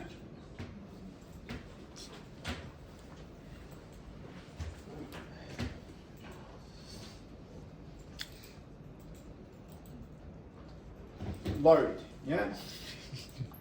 So what we have here is pressure.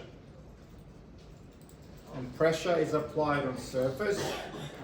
And see, surface has got two sides. Yeah? Because this book is thin, but it's got thickness. Yeah? So it's easy to say, okay, is it this purple or this white side? Yeah? But when you got something that doesn't have thickness, when you select that, you don't know which side you're selecting. A surface does have side. So that's basically what's telling us here. Where is that side that you want your pressure on? Is it going to be this purple side or the bottom, which is brown? So you have to choose. Yeah, for us, we want to have purple. Yeah, and it says how much of pressure, whatever value is there. Okay, 70 kilopascals. What is that?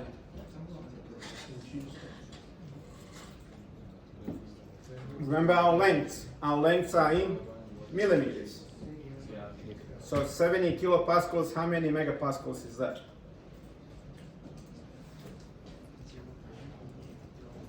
Or no.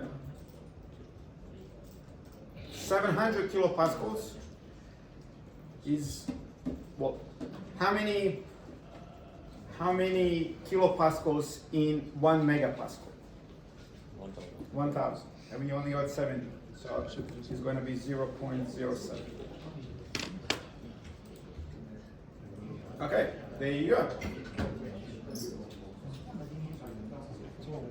Mesh.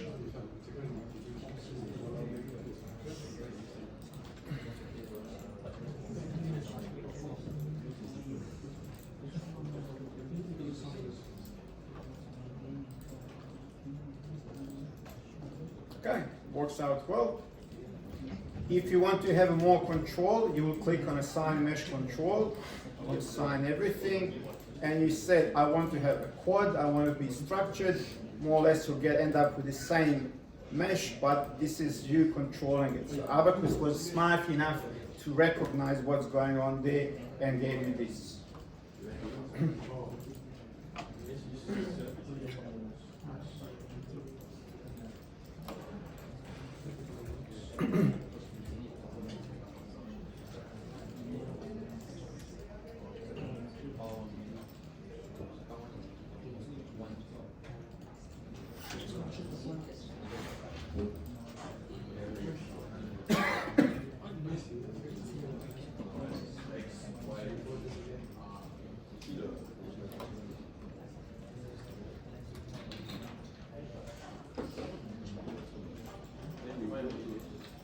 Here element type I can leave it linear. Pardon? Here element type I can leave it linear.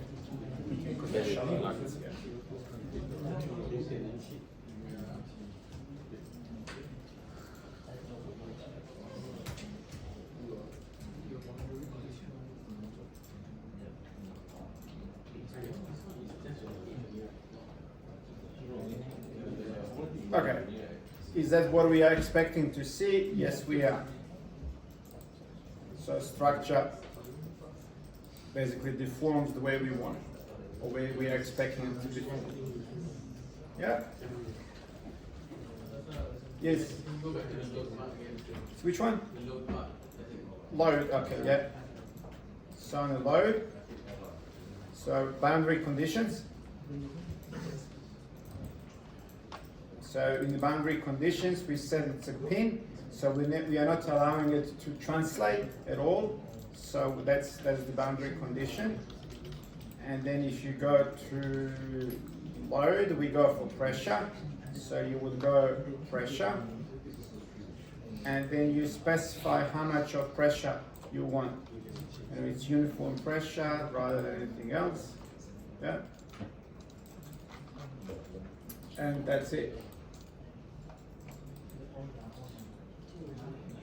Now,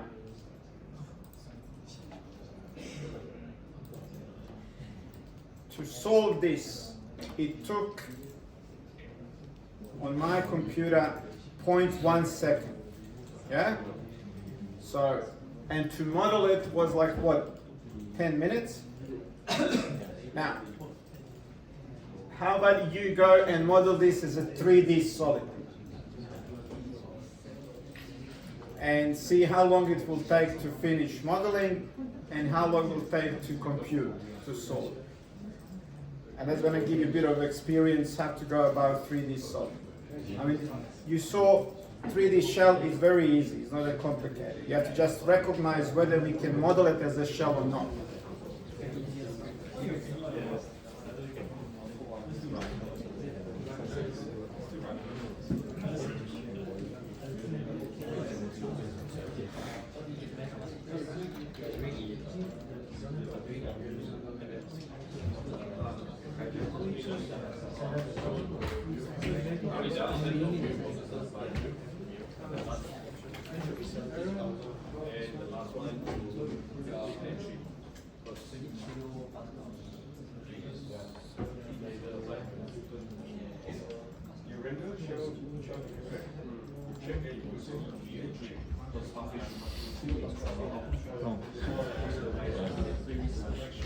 Yeah, we are going to have a big issue.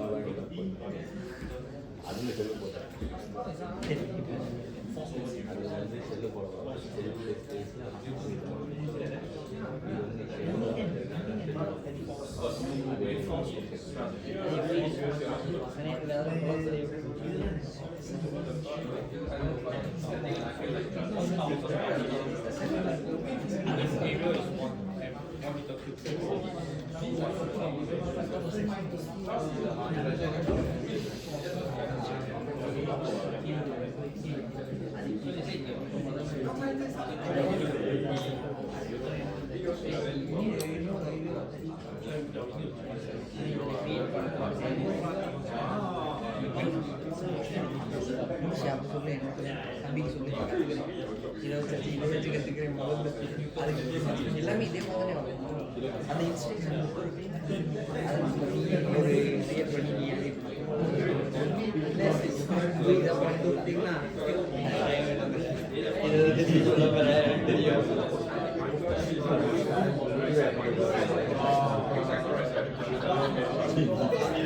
Laptop எடுத்துட்டு நம்ம கேட்டு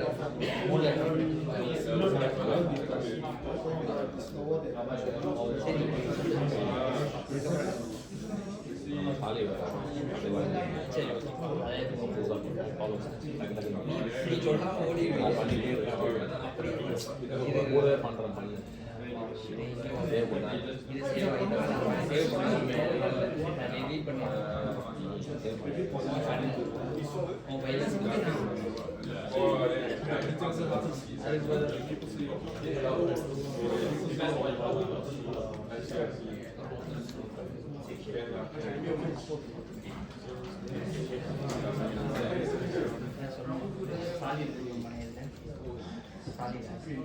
So if you draw the 3D solid, you can get the same result.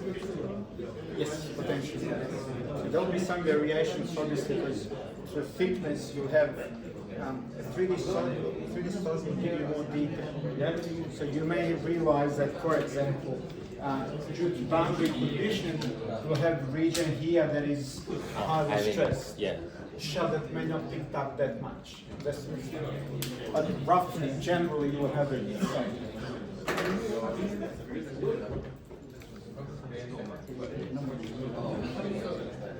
Da, vá pra lá. New. Yeah. Good question.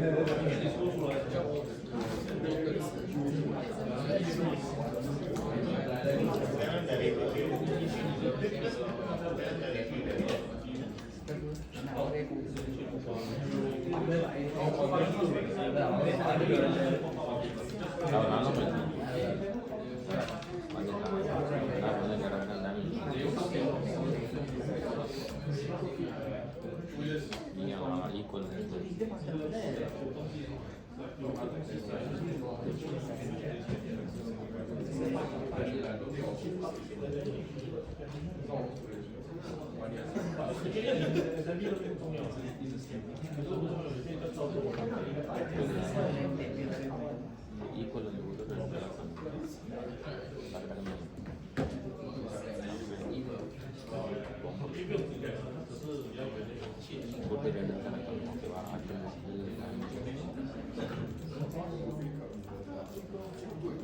ready.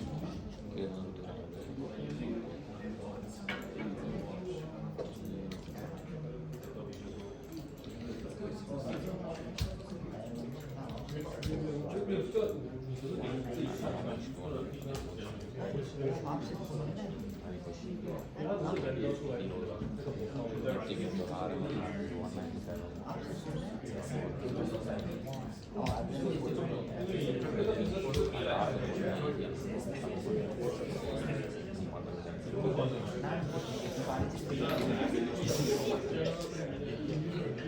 line about after my